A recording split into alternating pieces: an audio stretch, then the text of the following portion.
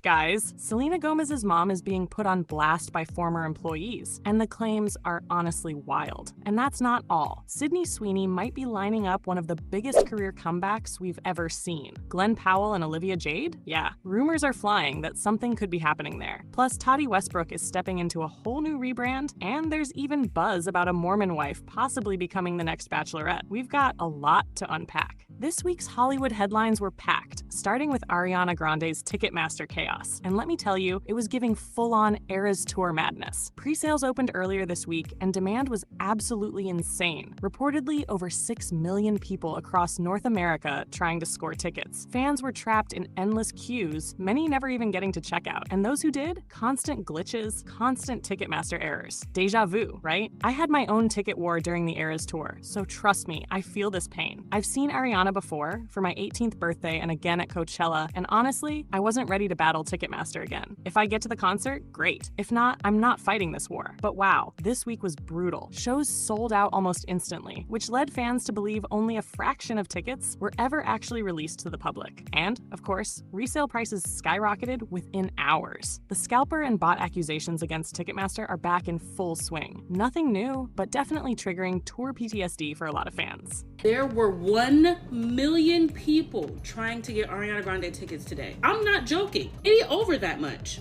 Literal screenshots. Ticketmaster! Ticketmaster! Do we have beef? What the is wrong with you? How are we in the queue? There's 2,000 people ahead of us, 15 minutes in, everything's sold out.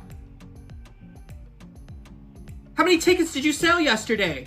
Now for one of the most surprising announcements this week. The new Bachelorette has been revealed. Taylor Frankie Paul, from The Secret Lives of Mormon Wives, yes, the same one from the swinging TikTok drama, is officially stepping in as the next Bachelorette. It really feels like ABC wanted to keep things in the family. The Secret Lives of Mormon Wives has been a massive hit on Hulu, and of course, ABC runs The Bachelor. Fans have been asking for a shakeup in the franchise, and I think their thought process was, okay, the Mormon Wives show is trending. Let's bring in Taylor Frankie Paul, someone completely outside the Bachelor universe, and give her the lead role to see what happens. They even had Alex Cooper do the reveal, which made sense since she's got her own Hulu dating show coming up and is clearly tight with the ABC Hulu circle. This is going to be interesting. I really think the casting will have to lean toward ex-Mormons, older guys, maybe even single dads, because let's be real, a 23-year-old frat boy is not going to connect with Taylor or be ready to step up as a father of 3. So the casting itself will be something to watch. But tell me, are you tuning in to this new Bachelorette season? Switching gears to someone who's been under fire lately, Sydney Sweeney. She's had her share of scandals, but now the conversation has taken a turn. Early reviews are coming in for her new film, Christy. And after its premiere at the Toronto International Film Festival, some critics are saying this could be her Oscar moment. The movie tells the story of Christine Martin, a boxer in the 90s. And honestly, this past month has been a whirlwind for Sydney, the whole good genes controversy and everything else. But despite the drama, Christy might be what pulls her to the top. Just look at what people are tweeting after seeing it. And, open quote, Sydney Sweeney delivers a mature, powerhouse performance, fully transforming into boxer Christy Martin. Her punches feel authentic, her emotions raw, absolutely brilliant. Close quote. Variety even tweeted, open quote, Sydney Sweeney fights her way into the Oscar race at TIFF world premiere of Christy. I'm going to cry. Close quote. Another reaction read, open quote, Sydney Sweeney crushes it with an Oscar-worthy knockout performance as boxing legend Christy Martin. Christy starts as an underdog boxing story and turns into a powerful tale of survival, close quote. And one critic even said, open quote, okay,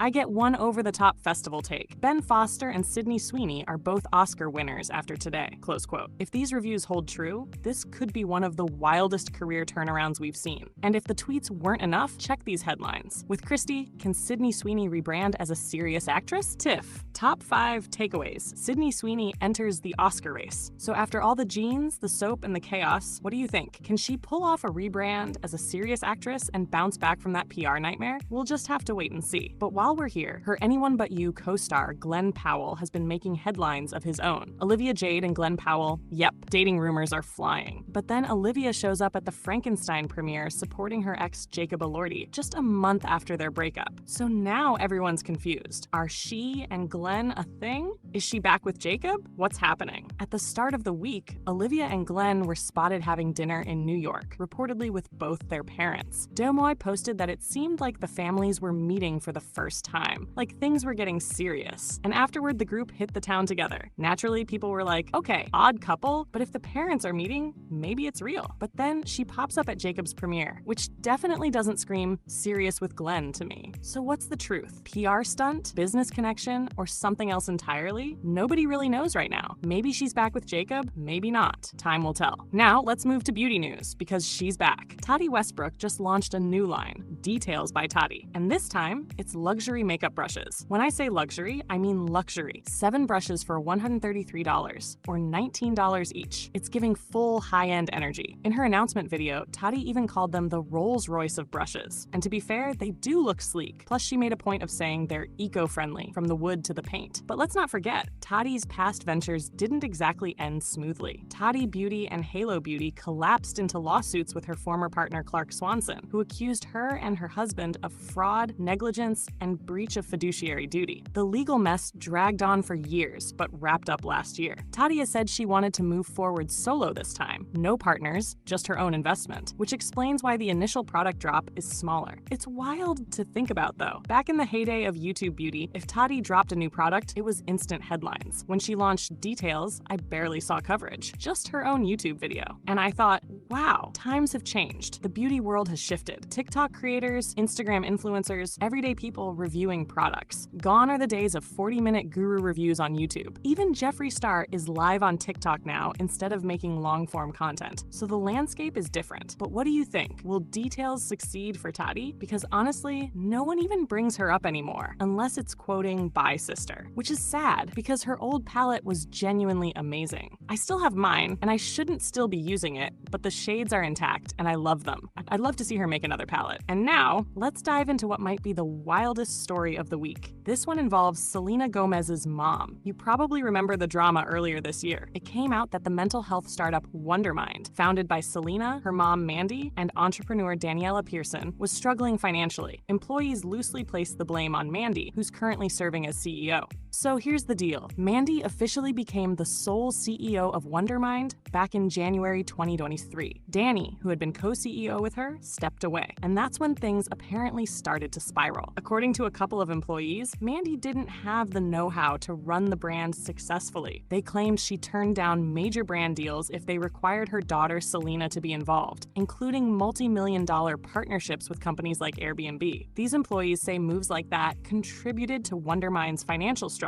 On the flip side, Mandy's chief of staff says she was misrepresented in these accounts, noting that people with those opinions might not know what goes on behind the scenes. Forbes also reported that Selena didn't play a big role in Wondermind. Earlier this year, as the company hit financial troubles, fans in the media turned to Selena, who, let's face it, has the cash, and wondered, why isn't she stepping in to help her mom? There were even rumors that Mandy had to take out loans to pay staff. People were like, why is she taking loans? Mandy later clarified that Selena jumped in as soon as she learned about payroll issues, and that she's invested millions into Wondermind over the years. But now, this week, we're getting even more insight, and wow, you guys are in for a wild ride. Last week, The Cut published an article where former Wondermind staffers openly questioned Mandy's leadership and management, and they didn't hold back. All of this is alleged, of course, but it's wild. They reported strange behavior while she was in charge. The Cut wrote, open quote, Wondermind had come to expect erratic behavior from their boss. Disappearances lasting days or even weeks, unpredictable, angry outbursts. Since the company launched a year and a half earlier, Mandy had gone through phases of sleeping in her office. She had 2 couches, often stayed for days without bathing. There was no shower in the suite, and sometimes didn't even change her clothes. Close quote. Former staffers claimed Mandy treated the office as her personal escape. She justified overnight stays by saying she was too busy to drive home, but apparently used the space to escape family life. Employees described her spending hours watching TV during the workday, surrounded by piles of takeout boxes, sometimes attracting flies. They also mentioned massive shipments of luxury goods nearly filling a room, with one staffer claiming she spent nearly $40,000 at Neiman Marcus at one point. Some accusations were even heavier. Open quote, some employees say the scene was grimmer. They believed Mandy was sometimes intoxicated. One calls her office her drug den. Accounts of what she allegedly used vary. One staff member recalls being in her office while she allegedly did some medication with her nose. Allegedly ADHD medication. Close quote. Former staff also said nurses frequently came to administer vitamin 1,4 drips, which wasn't unusual. But later, a second nurse often came with liquid Benadryl. Staff felt the frequency was extreme, noting that high doses can act as a sedative and even trigger hallucinations. Mandy reportedly said the IVs were for severe allergies and lingering effects from a near-fatal bout with COVID and double pneumonia in 2021. Yet after these treatments, she often appeared drowsy and spoke slowly, which worried employees. Some even suggested the Benadryl might explain an incident where she claimed a man entered the building, what staff thought was a hallucination, though Mandy insists it was real. 14 current and former Wondermind employees spoke with The Cut about their experiences, diving into the rocky relationship between Selena and her mom. At one point, they were estranged, but by 2019, Selena was ready to reconnect. By 2022, they launched Wondermind with Danny. Staff described tense dynamics between Mandy and Danny, saying conversations were so heated that Mandy's assistant would turn on a white noise machine just to drown out her raised voice. It was hostile and not surprising when Danny eventually left. Mandy has denied these allegations, calling them a gross distortion of the truth. Earlier this year, some blamed Mandy for Wondermind's struggles, claiming she didn't leverage Selena enough, even turning down deals involving her. The Cut also noted that Mandy resented being known only as Selena's mom, especially after she stopped managing her daughter. She wanted more than that, one staffer said. Mandy denied rejecting deals involving Selena, but employees alleged she wanted the company to succeed independently, without seeming like a handout from her daughter. Her pride in that may have contributed to the company's struggles. Regarding her office behavior, some employees felt Selena should have stepped in, seeing her mom sleeping there and clearly struggling. Mandy has denied these claims, including hallucinating someone entering the building. She told The Cut, open quote, I started Wondermind because I wanted to help people with mental illness. It's unfortunate that a few disgruntled employees with an axe to grind can spread lies about me and distort the truth. Even more disappointing that the media is willing to amplify their lies. Close quote. She also discussed her relationship with Selena, saying it's now healthy with supportive boundaries. She credited Selena with saving her from a dark path and said their past complications stemmed from her own mental health struggles. So yeah, the Cut article revealed a lot about what's been happening behind the scenes at Wondermind. Some of these stories are wild, especially considering the company is still running and Mandy is still trying to make it work. Now, I want to know what you guys think about all this. About Wondermind, Selena's mom, Selena witnessing her mom like this, and the employee claims. And of course, let me know what you think about Sydney Sweeney's Oscar buzz, the Olivia Jade / Jacob Elordi / Glenn Powell situation, Tati Westbrook's new line, and did you get Ariana tickets? Love you guys, and I'll see you in the next video. Bye.